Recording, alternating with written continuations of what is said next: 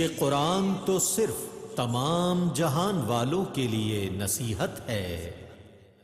اعوذ باللہ من الشیطان الرجیم، بسم اللہ الرحمن الرحیم۔ ناظرین محترم السلام علیکم۔ قرآن کریم کی تلاوت، ترجمہ اور تفسیر پر مشتمل اس پروگرام پیغام قرآن کے ساتھ میں ہوں آپ کا میزبان محمد رئیس احمد۔ الحمدللہ آج 5واں پارہ والمحسنات کی سورہ النساء کی آیت 88 تا آیت 113 کی تلاوت، ترجمہ اور تفسیر پیش کی جائے گی۔ سورہ نساء بھی جاری ہے اور انشاءاللہ آئندہ پارے میں بھی یہ سلسلہ جاری رہے گا۔ تلاوت کلام الرحمن کے لیے ہمارے درمیان موجود ہیں ملک ممتاز و معروف قاری جناب قاری نعمان نعیمی۔ السلام علیکم ورحمۃ اللہ وبرکاتہ۔ وعلیکم السلام ورحمۃ اللہ وبرکاتہ۔ اور ناظرین گرامی، ان آیات بینات کی تفسیر اور خلاصے کے لیے موجود ہیں ملک ممتاز و معروف عالم دین حضرت علامہ محمد شہزاد مجددی صاحب۔ السلام علیکم ورحمۃ اللہ وبرکاتہ۔ وعلیکم السلام ورحمۃ اللہ۔ ناظرین گرامی، تلاوت قرآن کریم، ترجمہ اور تفسیر پر مشتمل یہ پروگرام آپ دیکھ رہے ہیں۔ مبارک ساعتیں ہیں، مبارک گھڑیاں ہیں، اللہ کو پکارنے کی ساعتیں ہیں۔ آئیے اللہ کے نورانی کلام سے اپنے قلوب، اذہان اور سماعتوں کو منور کرتے ہیں۔ قرآن کریم کی تلاوت کے لیے ہمارے درمیان موجود ہیں ملک ممتاز و معروف قاری جناب قاری نعمان نعیمی۔ بسم اللہ۔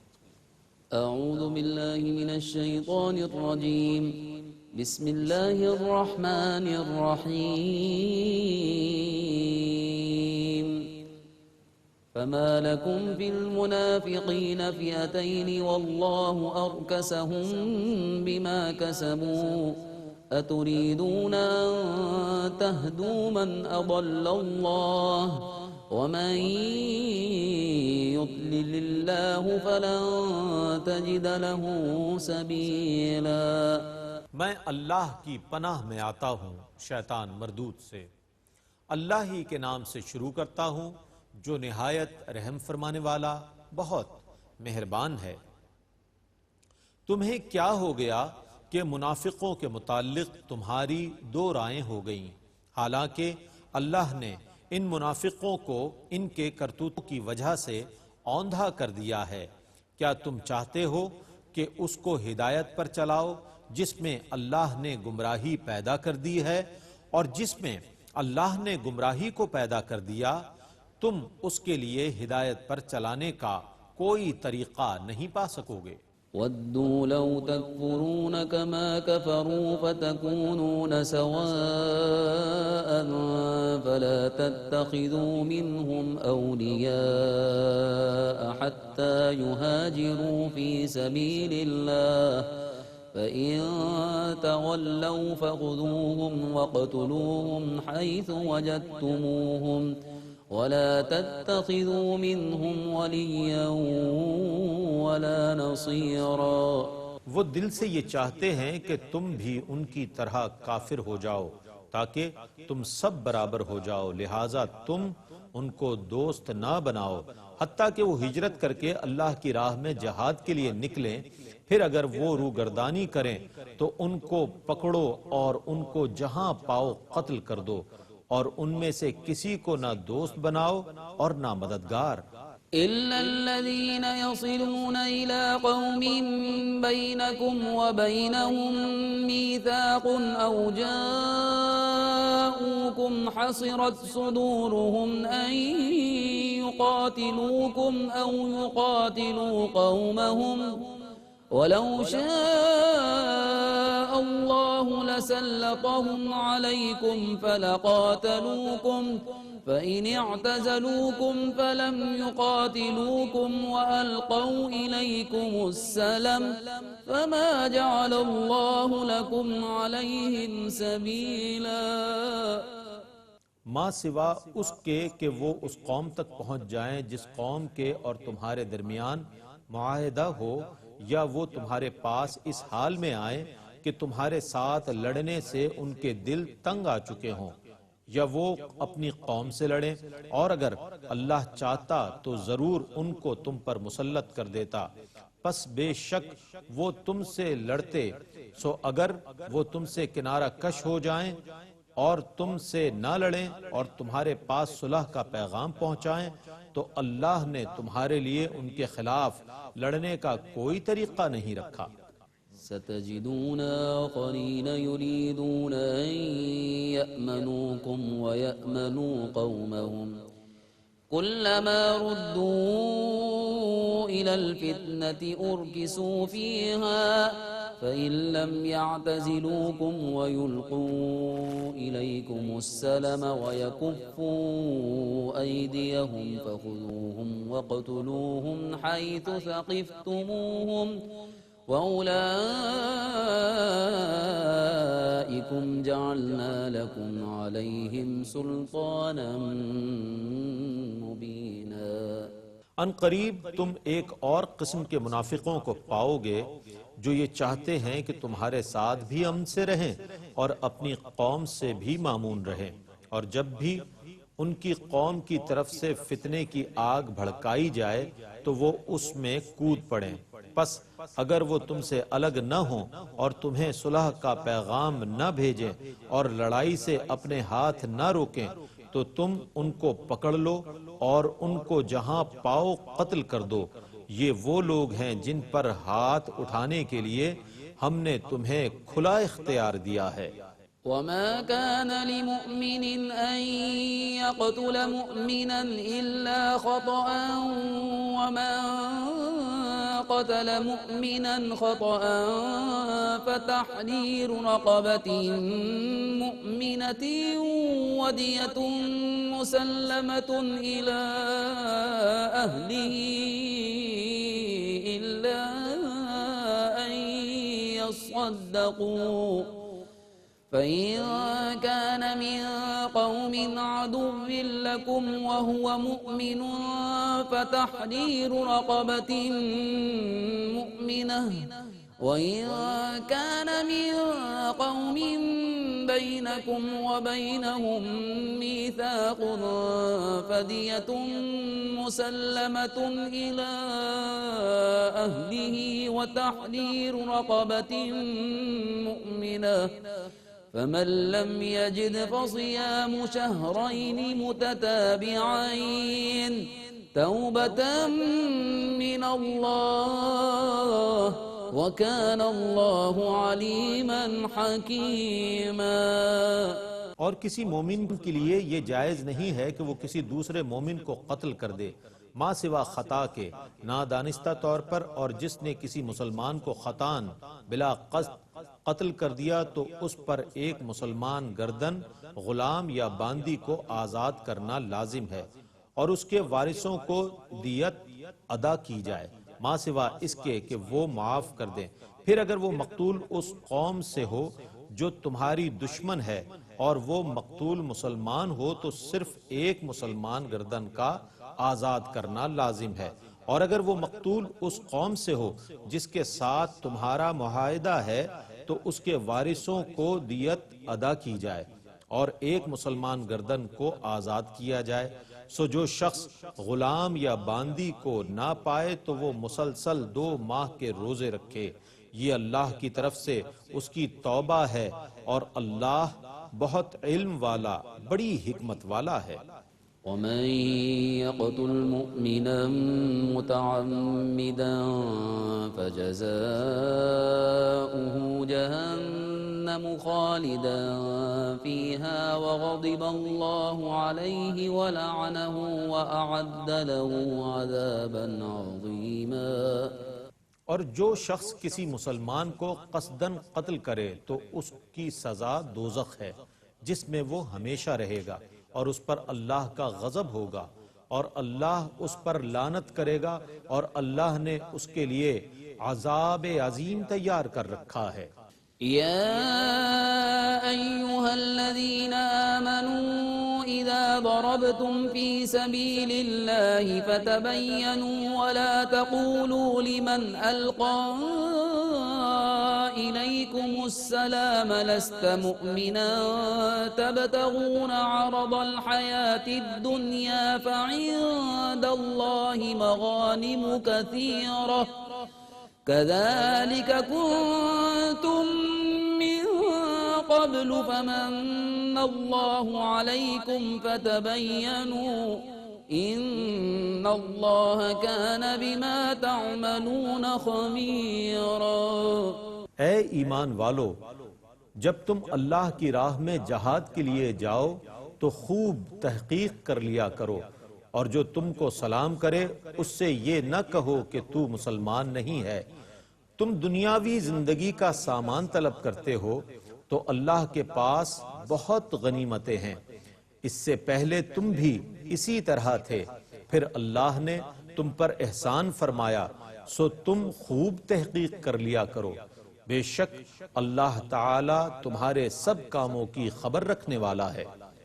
لا يستوي القاعدون من المؤمنين غير أولي الضرر والمهاجرون في سبيل الله بأموالهم وأنفسهم فضل الله المجاهدين بأموالهم وأنفسهم على القاعدين درجة وكلا وعد الله الحسنى وفضل الله المجاهدين على القاعدين أجرا عظيما۔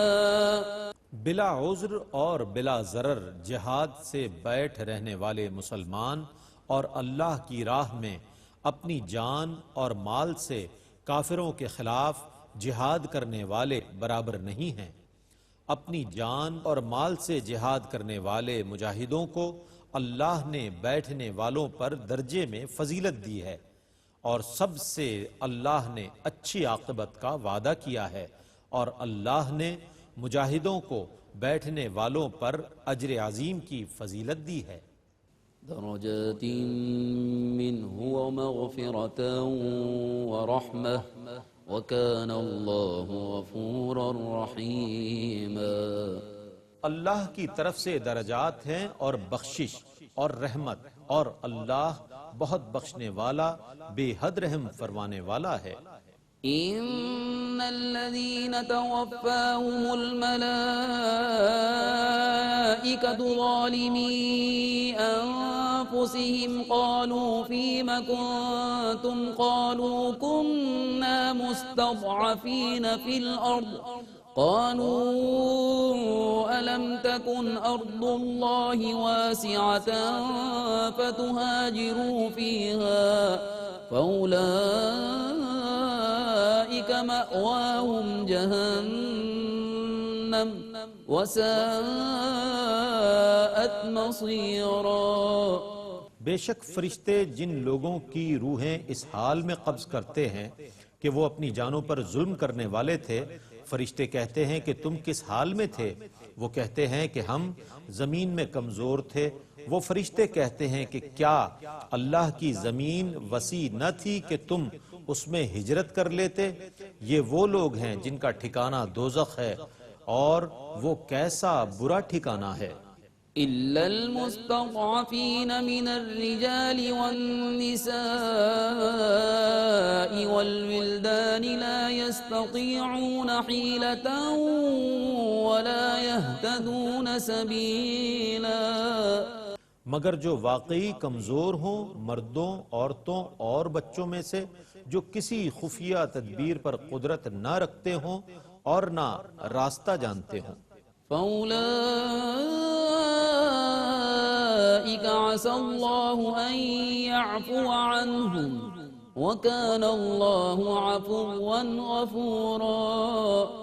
سو یہ وہ لوگ ہیں کہ اللہ عنقریب ان سے درگزر فرمائے گا، اور اللہ بہت معاف کرنے والا، نہایت بخشنے والا ہے۔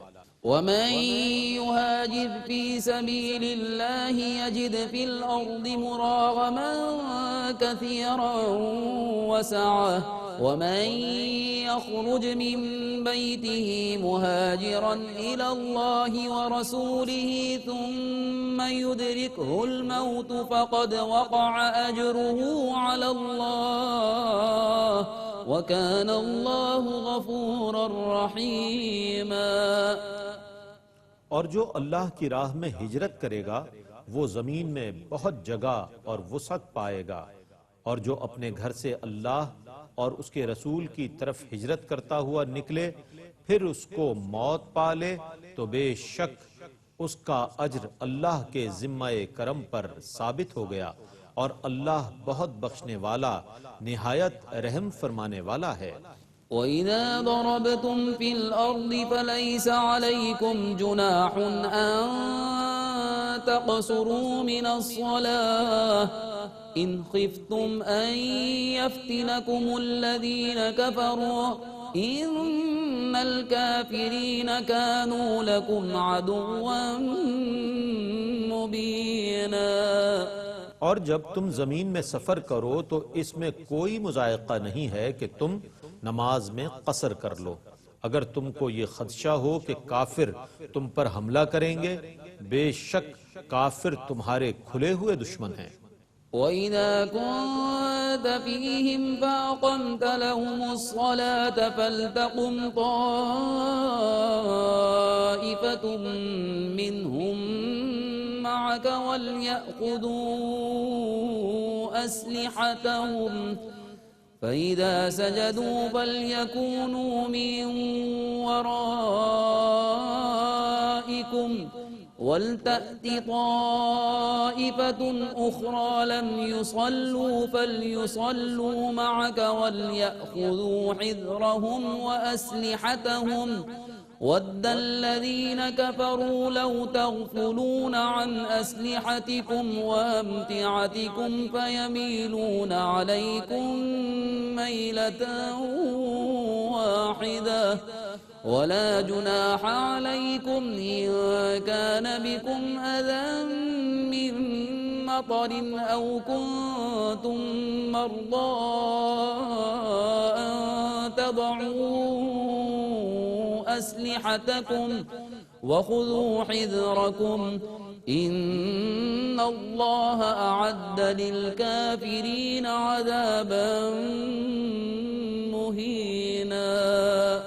اور اے رسول مکرم جب آپ ان مسلمانوں کے درمیان ہوں اور آپ حالت جنگ میں نماز کے لیے کھڑے ہوں تو مسلمانوں کی ایک جماعت آپ کے ساتھ نماز پڑھے اور یہ لوگ اپنے ہتھیاروں سے مسلح رہیں، اور جب وہ سجدہ کر لیں تو ہٹ کر تمہارے پیچھے چلے جائیں، اور مسلمانوں کی دوسری جماعت جس نے نماز نہیں پڑھی تھی وہ آ کر آپ کے ساتھ دوسری رکعت نماز پڑھے، اور وہ بھی اپنے اسلحے کے ساتھ مسلح رہیں۔ کافر یہ چاہتے ہیں کہ اگر تم اپنے اسلحہ اور ساز و سامان سے غافل ہو جاؤ تو وہ یک بارگی ٹوٹ کر تم پر حملہ کر دیں، اور اس میں تم پر کوئی حرج نہیں ہے اگر تم بارش یا بیماری کی وجہ سے اپنے ہتھیار اتار کر رکھ دو اور اپنا ضروری سامان لیے رہو، بے شک اللہ نے کافروں کے لیے ذلت والا عذاب تیار کر رکھا ہے۔ فَإِذَا قَضَيْتُمُ الصَّلَاةَ فَاذْكُرُوا اللَّهَ قِيَامًا وَقُعُودًا وَعَلَى جُنُوبِكُمْ فَإِذَا اطْمَأْنَنتُمْ فَأَقِيمُوا الصَّلَاةَ إِنَّ الصَّلَاةَ كَانَتْ عَلَى الْمُؤْمِنِينَ كِتَابًا موقوتا۔ پس جب تم نماز ادا کر لو تو حالت قیام میں بیٹھے ہوئے اور پہلو کے بل اللہ کا ذکر کرو، پھر جب تم مامون ہو جاؤ تو معمول کے مطابق نماز پڑھو، بے شک ایمان والوں پر نماز وقت مقرر میں فرض کی گئی ہے۔ وَلَا تَهِنُوا فِي ابْتِغَاءِ الْقَوْمِ إِن تَكُونُوا تَأْلَمُونَ فَإِنَّهُمْ يَأْلَمُونَ كَمَا تَأْلَمُونَ وَتَرْجُونَ مِنَ اللَّهِ مَا لَا يَرْجُونَ وَكَانَ اللَّهُ عَلِيمًا حَكِيمًا۔ اور کافروں کا پیچھا کرنے میں ہمت نہ ہارو، اگر تم کو تکلیف پہنچی ہے تو ان کو بھی تکلیف پہنچی ہے جیسا کہ تم کو تکلیف پہنچی ہے، جبکہ تم اللہ سے جو امید رکھتے ہو اس کی وہ امید نہیں رکھتے، اور اللہ بہت علم والا بڑی حکمت والا ہے۔ إِنَّا أَنزَلْنَا إِلَيْكَ عليك الكتاب بالحق لتحكم بين الناس بما أراك الله ولا تكن للخائنين خصيما. بے شک ہم نے آپ کی طرف حق کے ساتھ کتاب نازل کی ہے تاکہ آپ لوگوں کے درمیان اس چیز کے مطابق فیصلہ کریں جو اللہ نے آپ کو دکھائی ہے، اور آپ خیانت کرنے والوں کی طرف سے جھگڑنے والے نہ بنیں. واستغفر الله إن الله كان غفورا رحيما. اور آپ اللہ سے مغفرت طلب کریں، بے شک اللہ بہت بخشنے والا نہایت رحم فرمانے والا ہے. ولا تجادل عن الذين يختانون أنفسهم إن الله لا يحب من كان خوانا أثيما.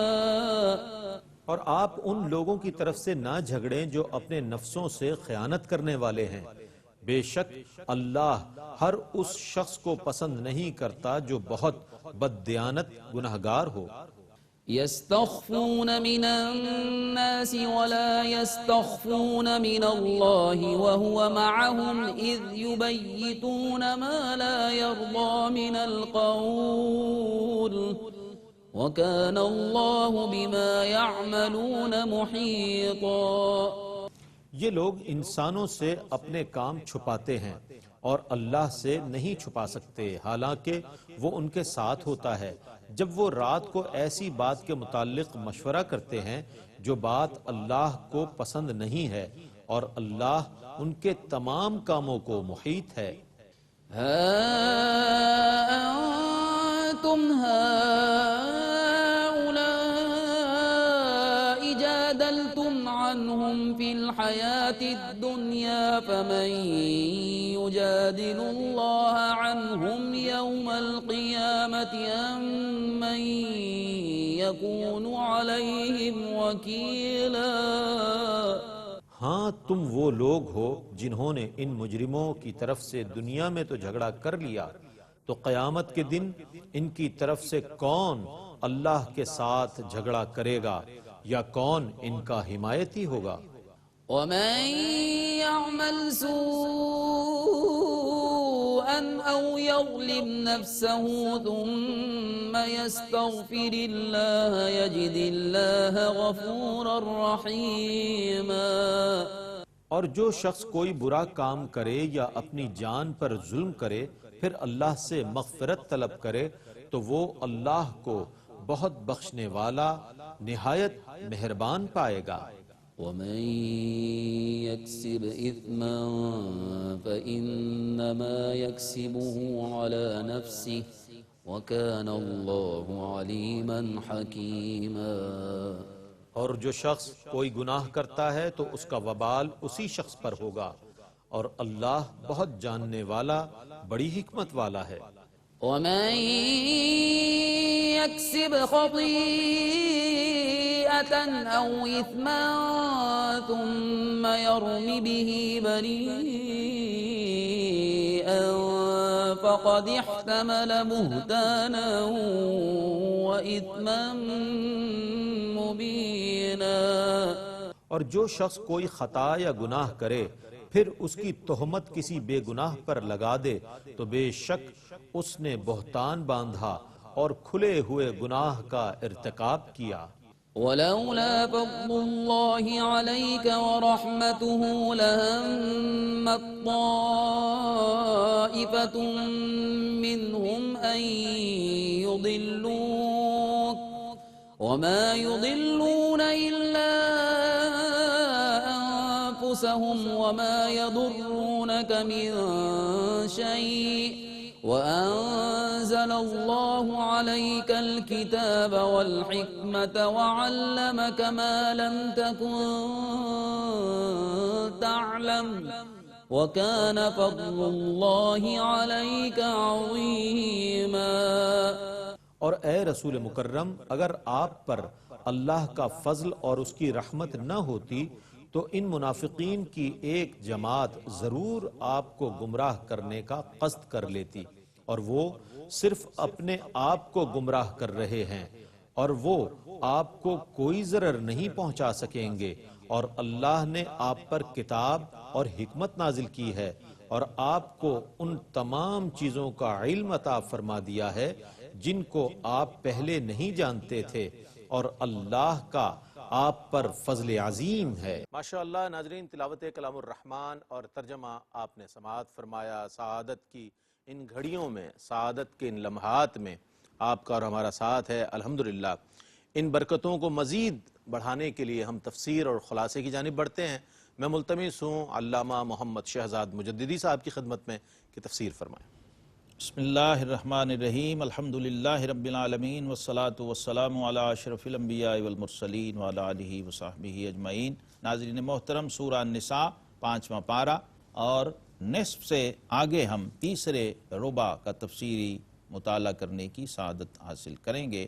یہاں پر آیت 88 میں اللہ تبارک و تعالی نے ارشاد فرمایا کہ تمہیں کیا ہوا کہ منافقوں کے بارے میں دو فریق ہو گئے اور اللہ نے انہیں اوندھا کر دیا ان کے کرتوتوں کے سبب۔ کیا یہ چاہتے ہو کہ اسے راہ دکھاؤ جسے اللہ نے گمراہ کیا، اور جسے اللہ گمراہ کرے تو ہرگز اس کے لیے راہ نہ پائے گا، یعنی اس شخص کو پھر ہدایت نصیب نہیں ہوتی ہے جو شخص گمراہی کے رستے پر پکا ہو جائے اور ٹک جائے، اور اللہ تبارک و تعالیٰ کے ہاں ازل سے جو تقدیر مقدر ہے اس میں اس کی گمراہی طے ہو چکی ہو، پھر وہ راہ ہدایت پر نہیں چلتا۔ یہاں پر صحابہ کرام علیہم رضوان میں دو گروہ ہو گئے تھے بعض منافقین کے بارے میں، جن کا رویہ یہ تھا کہ ہم کلمہ پڑھ چکے ہیں، مگر صحابہ کرام علیہم رضوان کے سامنے زبان سے کلمہ پڑھ کے اپنے ایمان کا اظہار کر رہے تھے، اور دل ان کے کفار کے ساتھ تھے۔ مدینہ طیبہ میں جیسا کہ آپ جانتے ہیں منافقین کا ایک گروہ موجود تھا جس کے سردار عبداللہ ابن ابی نامی شخص تھا، جو منافقین کا سردار تھا، رئیس المنافقین کہا جاتا تھا جس کو۔ اس کے ساتھ رہنے والے یہ منافقین بظاہر کلمہ گو، جن کا پہلے پارے میں ذکر آ چکا، وَإِذَا لَقُوا الَّذِينَ آمَنُوا قَالُوا آمَنَّا وَإِذَا خَلَوْا إِلَىٰ شَيَاطِينِهِمْ قَالُوا إِنَّمَا مَعَكُمْ إِنَّا نَحْنُ مُسْتَهْزِئُونَ۔ یہ انہی لوگوں کی طرف اشارہ ہو رہا ہے کہ صحابہ کرام ظاہر ہے چونکہ اہل ایمان تھے اور حسن ظن رکھنے والے لوگ تھے، تو اہل ایمان کا یہ ایک شیوا ہوتا ہے کہ جو شخص ان کے سامنے ایمان کی علامات اور کلمہ گو اور سارے مناسک کو ادا کر رہا ہے، عبادات کو ادا کر رہا ہے، تو اس کو مومن سمجھتے ہیں۔ لیکن کچھ صحابہ کرام جو فراست ایمانی رکھتے تھے انہیں معلوم تھا کہ یہ زبان سے تو کلمہ پڑھ رہے ہیں لیکن ان کے دل کفار کے ساتھ ہیں۔ تو یہاں ایک مستقل رویہ ہمیں قرآن نے سمجھا دیا ہے کہ جب تک دل مسلمان نہ ہو تو زبان سے لا الہ کہہ دینا کافی نہیں ہے۔ زبان سے کہہ بھی دیا لا الہ تو کیا حاصل، دل و نگاہ مسلمان نہیں تو کچھ بھی نہیں۔ تو اس دو رائے ہو جانے کو اللہ تبارک و تعالی نے یہاں طے فرما دیا کہ جو لوگ دل سے کفار کے ساتھ ہیں حقیقت میں وہ کفار ہی کے ساتھ ہیں، وہ حقیقت میں اہل ایمان نہیں ہیں۔ یہ بات کلیئر ہو گئی کہ ایمان کے لیے اقرار باللسان اور تصدیق بالقلب یہ دونوں شرط لازم ہیں، اس کے علاوہ کسی کے ایمان کو قبول نہیں کیا جائے گا۔ حضرات صحابہ کرام علیہم الرضوان انہوں نے پھر اس رہنمائی سے فائدہ اٹھایا اور آئندہ ان کے رویوں میں یہ تبدیلی آئی کہ جو منافقین تھے پھر ان کو طے کر دیا گیا کہ یہ منافق ہی ہیں، گرچہ ان کو اپنے اندر سے نکالا نہیں ہے لیکن جان چکے تھے کہ یہ لوگ حقیقت میں منافقین ہیں، اور قرآن نے یہ بتا دیا کہ یہ ایسے منافق ہیں۔ کچھ تو ایسے لوگ ہوتے ہیں جو ہدایت کی طرف پلٹ آتے ہیں، لیکن قرآن نے بتا دیا کہ یہ ختم اللہ علی قلوبہم کی کیٹیگری میں جا چکے ہیں، اب یہ واپس نہیں لوٹیں گے۔ سورہ النساء ہی میں چونکہ احکام کی بات ہو رہی ہے تو مختلف احکام بیان ہوئے ہیں۔ اب ایک یہ معاملہ انسانوں کے معاشرے کے اندر بعض دفعہ اختلاف کی شدت جو ہے وہ قتل و غارت تک پہنچ جاتی ہے۔ ایک انسان کے ہاتھوں دوسرے انسان کا قتل ہو جانا، اس قانون کو بھی قرآن نے بیان کیا ہے، اور فرمایا مسلمان کو یہ جائز نہیں اور نہیں پہنچتا اسے کہ مسلمان کا خون کرے مگر ہاتھ بہک کر۔ یہاں پر ایک خاص فقہی ٹرم ہے، فقہی اصطلاح ہے جس کو کہتے ہیں قتل خطا،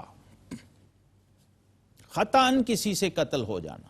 تو وہ قرآن نے بتا دیا کہ جو کسی مسلمان کو نادانستہ قتل کرے، یعنی مثال کے طور پر وہ شکار کرنا چاہ رہا تھا کسی جانور کا اور وہ چوک گیا، نشانہ خطا ہو گیا جسے کہتے ہیں، تو جا کے کسی انسان کو لگ گیا، تو اس لیے اس کو ہم کہیں گے قتل خطا۔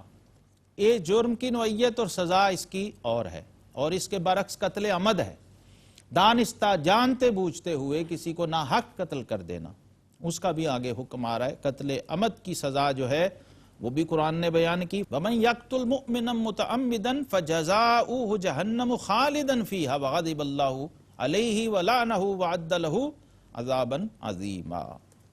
جو جان بوجھ کر کسی مسلمان کو قتل کرے، کسی مسلمان کی جان کو، تو فرمایا اس کا بدلہ جہنم ہے کہ وہ ہمیشہ اس میں رہے گا، اور اللہ نے اس پر غضب کیا اور اس پر لعنت کی اور اس کے لیے تیار رکھا بڑا عذاب۔ اس آیت کی اس شدت کی نوعیت کی وجہ سے بعض علماء اس طرف بھی گئے ہیں کہ ایسا شخص جو ہے جو جان بوجھ کر کسی مومن کو قتل کر دیتا ہے وہ گویا دائرہ ایمان سے خارج ہو جاتا ہے۔ اس آیت سے استدلال انہوں نے کیا ہے کیونکہ قرآن پاک میں جتنی بھی وعیدیں شدید آئی ہیں وہ سب کفار کے لیے آئی ہیں، غیر کفار کے لیے اس طرح کا انداز اور کہیں نہیں ہے، یعنی قتل کی شدت جو ہے اس کو اسلام نے جس طرح بیان کیا ہے کسی اور نے بیان نہیں کیا، کسی اور نظام میں سسٹم میں ایسا موجود نہیں ہے، بلکہ قرآن نے تو یہاں کا تک کہا کہ جس نے کسی ایک جان کو ناحق قتل کر دیا گویا اس نے پوری انسانیت کو قتل کر دیا۔ تو یہ اس کی نزاکت ہے جس کو قرآن پاک نے بیان کیا، اور ظاہر ہے قرآن پاک ہی یہ بیان کر سکتا ہے کہ اللہ تبارک و تعالیٰ نے انسان کو جو عزت، جو شرف، جو مرتبہ عطا فرمایا ہے وہ کسی اور نظام میں نہیں ہے۔ وَلَقَدْ كَرَّمْنَا بنی آدم فرمایا گیا ہے، لَقَدْ خَلَقْنَا الْإِنسَانَ فِي أَحْسَنِ تَقْوِيمٍ فرمایا گیا ہے، اور انی جاعل فی الارض خلیفہ فرمایا گیا۔ اور پھر حدیث پاک میں ہے کہ اللہ خلق آدم علی صورتہ ہی، اللہ نے آدم کو اپنی صورت پر پیدا کیا، یعنی اپنی صفات کی مظہریت عطا فرمائی ہے۔ لہٰذا اس مظہریت کے پیش نظر جب ناحق کوئی کسی جان کو قتل کرتا ہے تو اللہ کی بارگاہ میں وہ غضب کا مستحق ٹھہرتا ہے اور جہنم کا مستحق ٹھہرتا ہے، اور یہاں خالدن فیہا، مدتوں اس میں رہے گا یا ہمیشہ اس میں رہے گا۔ یہ بعض نے تحدید کے ساتھ ترجمہ کیا اور بعض نے تعمیم کے ساتھ ترجمہ کیا کہ وہ ہمیشہ رہے گا، اور بعض نے کہا کہ نہیں، اپنی سزا بھگتے گا، اور پھر اگر واقعی اہل ایمان ہوا تو فائنلی جنت میں جائے گا۔ اسی طرح سلام کے بارے میں دیکھیے اسلام نے کیسی تعلیمات دیں۔ فرمایا جو تمہیں سلام کرے اس سے یہ نہ کہو کہ تو مسلمان نہیں، تم جیتی دنیا کا اسباب چاہتے ہو تو اللہ کے پاس بہترین غنیمتیں ہیں، پہلے تم بھی ایسے ہی تھے، پھر اللہ نے تم پر احسان کیا تو تم پر تحقیق کرنا لازم ہے، بے شک اللہ کو تمہارے کاموں کی خبر ہے۔ یعنی بدگمانی سے ہمیں ہمارے دین نے روکا ہے۔ دیکھیے سورہ حجرات میں ہے فَاجْتَنِبُوا كَثِيرًا مِّنَ الظَّنِّ إِنَّ بَعْضَ الظَّنِّ إِثْمٌ، کہ بدگمانی سے بچو کیونکہ بعض بدگمانیاں کبیرہ گناہ ہوتی ہیں، بہت بڑا گناہ ہوتی ہیں۔ تو کبائر سے بھی ہمیں خبردار کیا گیا ہے، اور کسی کے بارے میں بلا تحقیق فتویٰ دے دینا، بلا تحقیق رائے قائم کر دینا، یہاں تک فرما دیا کہ اگر کوئی تمہیں سلام کر رہا ہے تو اس کے اس سلام کرنے کو اس کے ایمان کی دلیل سمجھو، کیونکہ یہ مومنین کا شعور ہے۔ جب وہ تمہیں سلام کر رہا ہے تو تم اسے مسلمان ہی مانو، مسلم، مسلمان، سلام اور السلام، اللہم انت السلام ومنک السلام، اور ان الدین عند اللہ الاسلام۔ تو یہ تقاضے بن جاتے ہیں۔ گویا دیکھیے سلام کا فلسفہ کیا ہے کہ میں نے کہا السلام علیکم تو میرے بھائی نے کہا وعلیکم السلام، اس کا مطلب ہوا کہ ہم نے ایک دوسرے کو سلامتی کی ضمانت دے دی. پھر ورحمۃ اللہ وبرکاتہ کہ مسنون اضافے کیے ہیں تو برکتیں اور رحمتیں اور بٹ گئیں, اس میں اضافہ ہو گیا. تو یہ ایک اصول ہمیں بتایا, جب تک یہ قطعی طور پر معلوم نہ ہو جائے کسی کا غیر مسلم ہونا اور اس کا غیر مومن ہونا, اس وقت تک اس کے بارے میں بدگمانی سے یہ قائم نہ کیا جائے کہ یہ شخص مسلمان نہیں ہے. اس لیے ایک بات فرمائی اس معاشرے کے مطابق کہ بعض صحابہ کرام جو دائرہ اسلام میں داخل ہونے سے پہلے کی حالت میں اس وقت انہیں یاد دلایا گیا کہ تم اس کیفیت کو یاد کرو, اگر تمہارے ساتھ کوئی ایسا سلوک کرے تو تم پر کیا گزرے. اس بات کو یہاں بیان کر دیا. اور پھر ساتھ ہی ایک اور کیفیت کا تذکرہ ہے حضرات صحابہ کرام میں جہاد کے حوالے سے. کچھ لوگ جو مجاہدین تھے فی سبیل اللہ, اللہ کی راہ میں جہاد کرنے والے اور شہید ہونے والے, ان کا بھی یہاں پر ذکر آ گیا اور یہ واضح کر دیا گیا کہ ایک طبقہ وہ ہے جو جہاد میں جا رہا ہے, ایک طبقہ وہ ہے جو کسی عذر کی وجہ سے جہاد میں نہیں جا رہا, جن کو شرعاً اجازت ہے کہ وہ جہاد میں نہ جائیں, اور پھر ایک طبقہ وہ ہے جو بغیر عذر کے جہاد میں نہیں جا رہا. یہ وضاحت فرما دی گئی کہ وہ مسلمان جو بغیر عذر کے جہاد میں نہیں جا رہے وہ برابر نہیں ہیں ان کے جو اللہ کی راہ میں اپنی جان سے اور اپنے مال سے جہاد کر رہے ہیں. اور یہاں پر فضیلت طے کر دی, فضل اللہ المجاہدین باموالہم وانفسہم علی القاعدین درجہ. فرمایا وہ جو اللہ کی راہ میں اپنے جان و مال سے جہاد کرنے والے ہیں, اللہ تبارک و تعالی نے ان کو فضیلت عطا فرمائی ہے ان پر جو بلا عذر اپنے گھروں میں بیٹھے ہیں. اب یہ طے ہے کہ جو بارڈر پر اللہ کی راہ میں جہاد کے لیے اپنے آپ کو وقف کیے ہوئے ہیں اور اس مجاہد کے بہاف پر اور اس سپاہی کے بہاف پر باقی سلطنت میں رہنے والے اور باقی قوم وہ اپنے اپنے معمولات میں, اپنے اپنے معاش میں, اپنی اپنی عبادات میں مشغول ہیں, تو ان سب کے برابر اجر و ثواب شخص کو مل رہا ہے. آقا کریم علیہ السلام نے فرمایا کہ جو سرحدوں پہ پہرا دیتا ہے وہ ساری ساری رات جاگ کر عبادت کرنے والے شب زندہ داروں سے بہتر اور افضل ہے. تو یہاں پر یہ طے کر دیا کہ جو لوگ جہاد فی سبیل اللہ کرنے والے ہیں ان کے برابر وہ لوگ نہیں ہو سکتے جو اپنے اپنے گھروں میں بیٹھے ہیں, اور خاص طور پہ جو بلا عذر بیٹھے ہیں.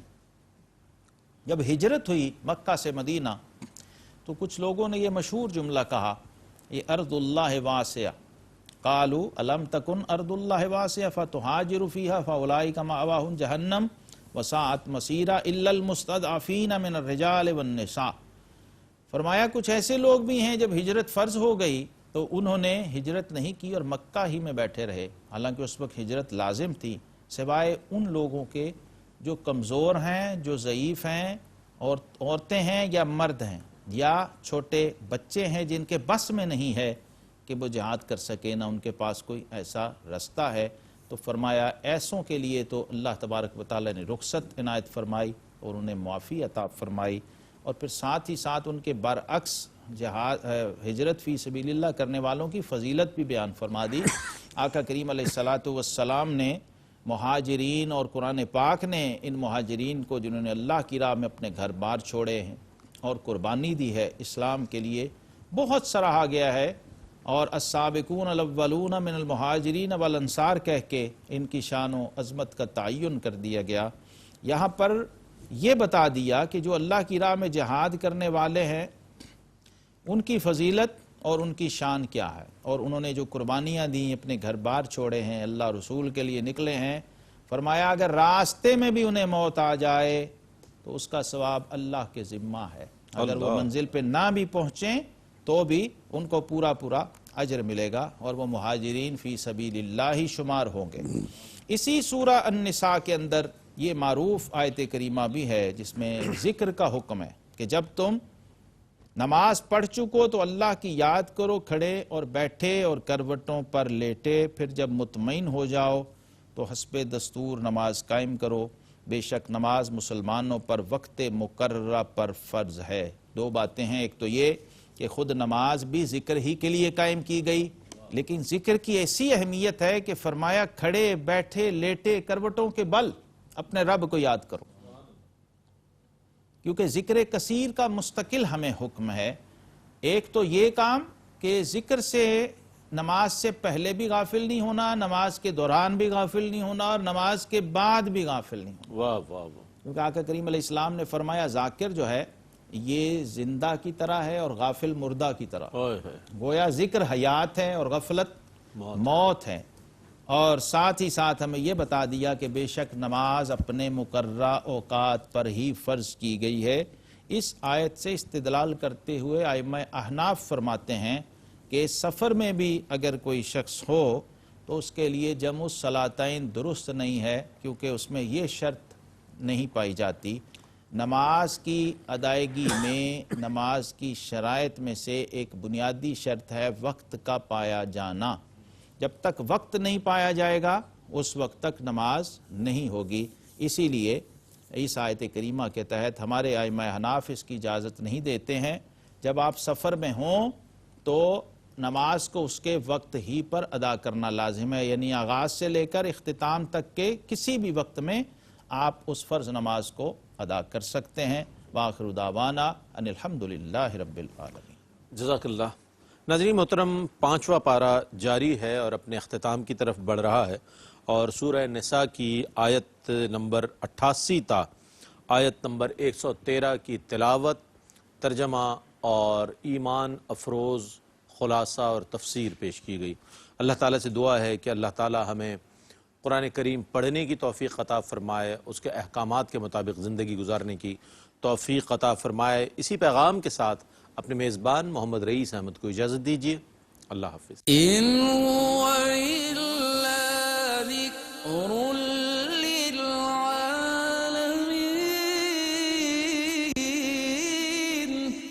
یہ قرآن تو صرف تمام جہان والوں کے لیے نصیحت ہے۔